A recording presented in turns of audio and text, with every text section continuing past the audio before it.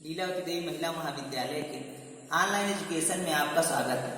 हम लोग इस समय पढ़ रहे हैं उभरते समाज के प्रमुख मुद्दे, जिसमें सबसे पहले आज हमें देखना है निःशुल्क और बाल शिक्षा का अधिकार अधिनियम 4 अगस्त 2009।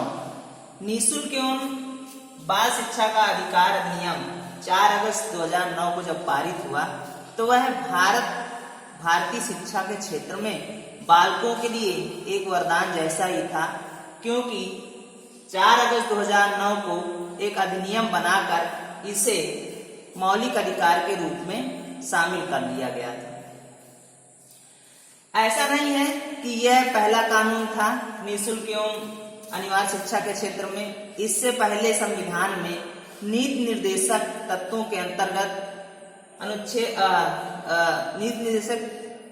के अंतर्गत धारा 45 में 6 से 14 वर्ष तक के बालकों की निःशुल्क एवं अनिवार्य शिक्षा की व्यवस्था की गई थी, जिसमें सन 2002 में 86वां संशोधन करके 21 का के तहत इसे मौलिक अधिकार के रूप में लागू किया गया और उसे कानूनी रूप से पूरी तरह से लागू करने के लिए 4 अगस्त 2009 को यह अधिनियम पारित किया गया, जिसे 10 अप्रैल 2010 से पूरी तरह से लागू किया गया।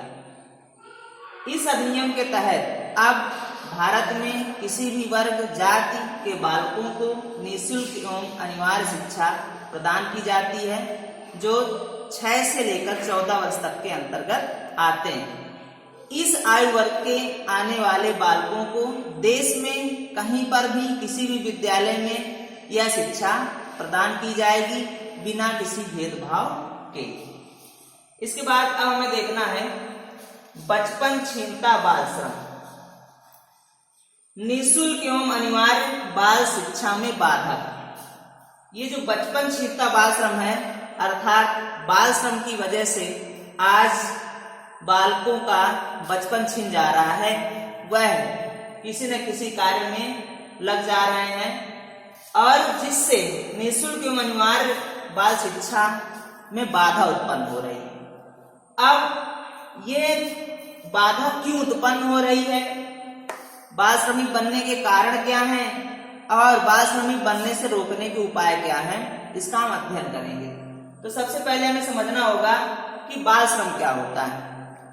तो ऐसे बालक, ऐसे बालिकाएं जो अब एक निश्चित उम्र से पहले ही किसी कारणवश काम करने लग जाते हैं, अपना पेट पालने के लिए या माता पिता की आवश्यकताओं की पूर्ति के लिए कारखानों, ढाबों और छोटे छोटे उद्योग धंधों में कार्य करने लगते हैं, उसे हम बाल श्रम कहते हैं।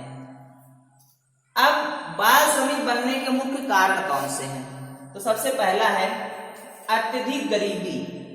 हमारे देश में विभिन्न क्षेत्रों में, खासकर ग्रामीण क्षेत्रों में अत्यधिक गरीबी है और गरीबी के कारण वहां पर लोगों की जो आवश्यकताएं हैं वह पूरी नहीं होती। आवश्यकताएं पूरी न होने के कारण अभिभावक अपने बच्चों को छोटे छोटे कार्यों में या छोटे छोटे उद्योग धंधों में लगा देते हैं, जिससे वह पढ़ना लिखना छोड़कर काम करने लगते हैं और बाल श्रमिक बन जाते हैं। दूसरा है सामाजिक कारण।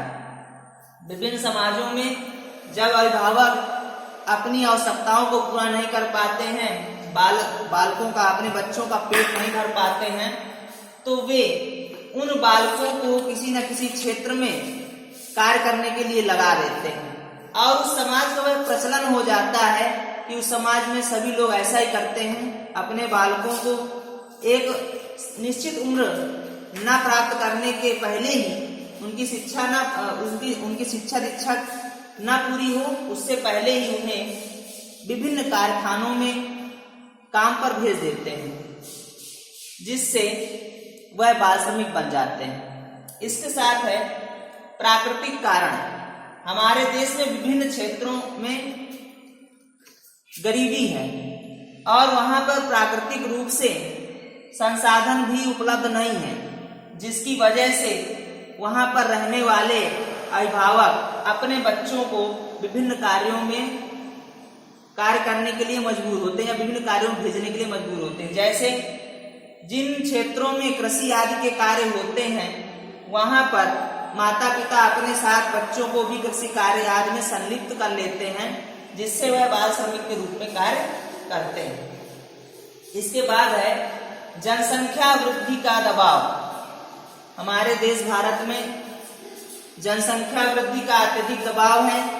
आप सभी जानते हैं कि जनसंख्या के क्षेत्र में भारत का दूसरा स्थान है, और जब एक ही माता पिता की कई संतानें होती हैं तो वह उनका भरण पोषण सही से नहीं कर पाते हैं। भरण पोषण सही से न होने की वजह से वह शहरों की ओर पलायन करते हैं और शहरों में जाकर वह शिक्षा से वंचित होते हैं और छोटे छोटे कार्यों को करना प्रारंभ कर देते हैं, जिससे वह बाल श्रमिक बन जाते हैं या बाल श्रमिक बनने का यह भी एक कारण है। इसके बाद है अशिक्षा। हमारे देश में आज भी बड़ी संख्या में लोग अशिक्षित हैं और उनके अशिक्षित होने की वजह से वह शिक्षा के महत्व को नहीं समझते हैं और बालकों को वह विभिन्न श्रम आदि में लगा देते हैं, जिससे उनकी आवश्यकताओं की पूर्ति हो सके। अशिक्षित होने के कारण माता पिता बालकों की शिक्षा पर ध्यान नहीं देते हैं, जिससे वह बाल श्रमिक बन जाते हैं। इसके बाद है प्राकृतिक संपदा की कमी। हमारे देश में आज विभिन्न क्षेत्रों में प्राकृतिक संपदा की कमी होती जा रही है। जैसे किसी क्षेत्र में पानी की कमी हो जाना, वहां पर पेड़ पौधों जंगलों की कमी हो जाना, या विभिन्न प्रकार से उन संसाधनों का अभाव हो जाना जिनसे वहां पर रोजगार लोगों को प्राप्त होता था, और उन प्राकृतिक संपदाओं की कमी की वजह से अब उनको रोजगार नहीं मिल रहा है और ऐसी दशा में वह पलायन करते हैं और शहरों में जाकर वह पूरी तरह से बाल श्रमिक के रूप में कार्य करने लगते हैं।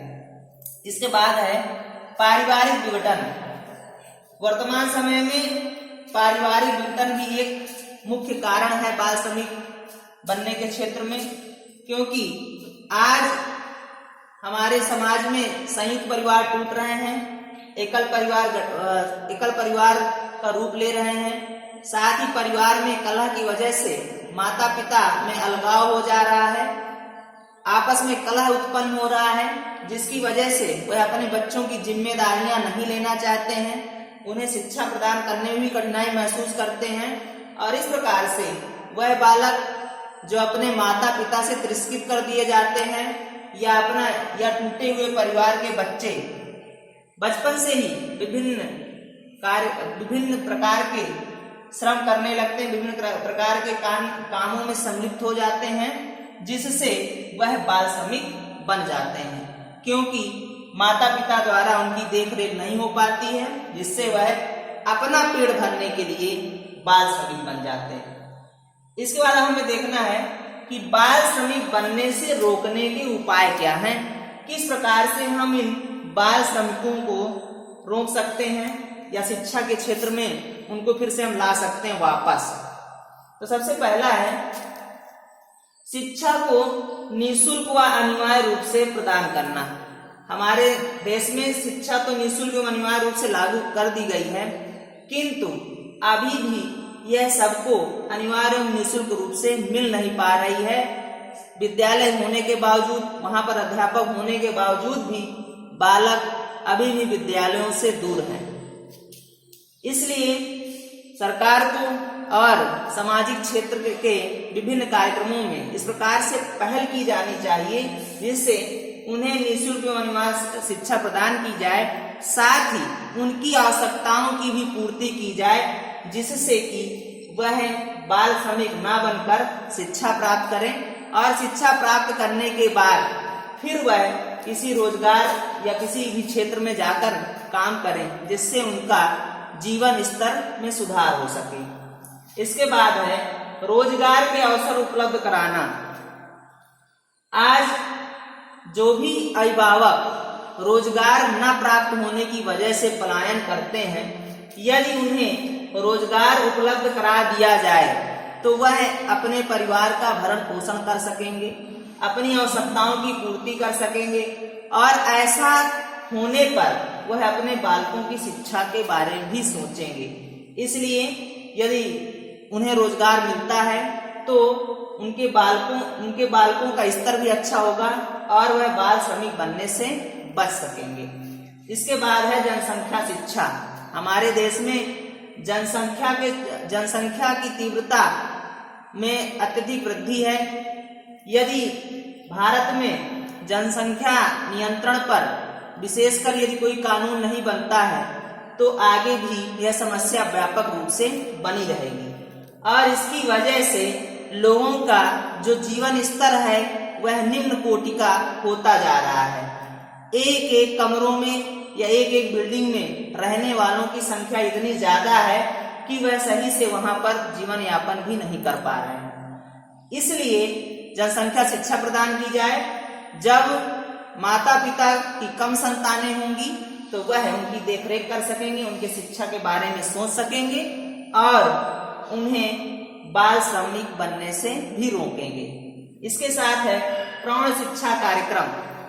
हमारे समाज में वह बुजुर्ग या ऐसे लोग जो अपने समय में शिक्षा नहीं प्राप्त कर सके हैं उन्हें प्रौढ़ शिक्षा कार्यक्रम के अंतर्गत शिक्षित किया जाए, जिससे वे शिक्षा के महत्व को समझें और अपने परिवार के जो भी बालक हैं उन्हें वह शिक्षित करें और उन्हें बाल श्रमिक बनने से रोके, क्योंकि शिक्षा के द्वारा ही वह समझ पाएंगे कि शिक्षा कितनी आवश्यक है और यदि वह शिक्षा नहीं प्राप्त कर सकेंगे तो उनका जीवन भी अंधकारमय होगा। तो इस प्रकार से बाल श्रम को रोका जा सकता है विभिन्न प्रकार के उपाय करके। इसके बाद हमें देखना है बचपन बचाओ आंदोलन। बचपन बचाओ आंदोलन के प्रेरणा स्रोत हैं कैलाश सत्यार्थी। आप सबने सुना होगा कैलाश सत्यार्थी के बारे में। इन्होंने बचपन बचाओ आंदोलन का संचालन किया है। इन्होंने ये सरकारी क्षेत्र में कार्यरत थे किंतु इन्होंने अपनी नौकरी छोड़ दी और 1980 से बचपन बचाओ आंदोलन की शुरुआत की। यह आंदोलन आज हमारे देश के 15 राज्यों के 200 से भी अधिक जिलों में सक्रिय है और इसमें 70,000 स्वयंसेवक कार्यरत हैं जो विभिन्न प्रकार के ऐसे बालकों को कानूनी तौर से फैक्ट्रियों कारखानों के चंगुल से छुड़ाते हैं जो किसी भी प्रकार से आज बाल श्रमिक के रूप में कार्यरत हैं। इनके द्वारा अभी तक 80,000 बालकों का जीवन नष्ट होने से बचाया जा सका है।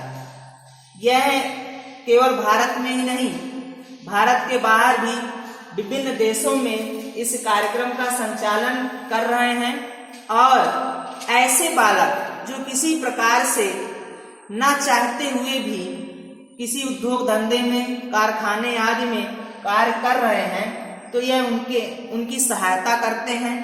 यदि माता पिता या अभिभावक उनकी देखरेख नहीं कर सकते हैं तो इनके द्वारा अपने जो अपने आश्रम बनाए गए हैं, जो अपने संस्थान बनाए गए हैं, उन आश्रमों में, उन संस्थानों में ऐसे बालकों को स्थान दिया जाता है, रहने की व्यवस्था की जाती है जिनके माता पिता उन्हें अपने पास रखने में सक्षम नहीं है। कैलाश सत्यार्थी ने 1998 में जो 103 देशों में बचपन बचाओ आंदोलन संबंधित एक यात्रा चल रही थी उसका इन्होंने नेतृत्व भी किया है और 2014 में इन्हें नोबेल पुरस्कार, शांति के क्षेत्र में नोबेल पुरस्कार भी प्राप्त हुआ है, जिसके बारे में आप सबने जो है सुना भी होगा। तो बचपन बचाओ आंदोलन ऐसे बालकों की सहायता के लिए कार्य कर रहा है जो किसी भी कारणवश विभिन्न उद्योग धंधों, कल कारखानों आदि में कार्यरत हैं, जो वहां पर अपनी आवश्यकताओं की पूर्ति के लिए कार्य कर रहे हैं, वह उनको मुख्य धारा से जोड़ने का प्रयास करते हैं और उनके शिक्षा की व्यवस्था भी इनके द्वारा की जा रही है। तो भारत देश में कैलाश सत्यार्थी द्वारा किया गया प्रयास अत्यंत सराहनीय है, जिसे अब आपके पाठ्यक्रम में भी शामिल किया गया है। तो आज के लिए इतना ही, धन्यवाद।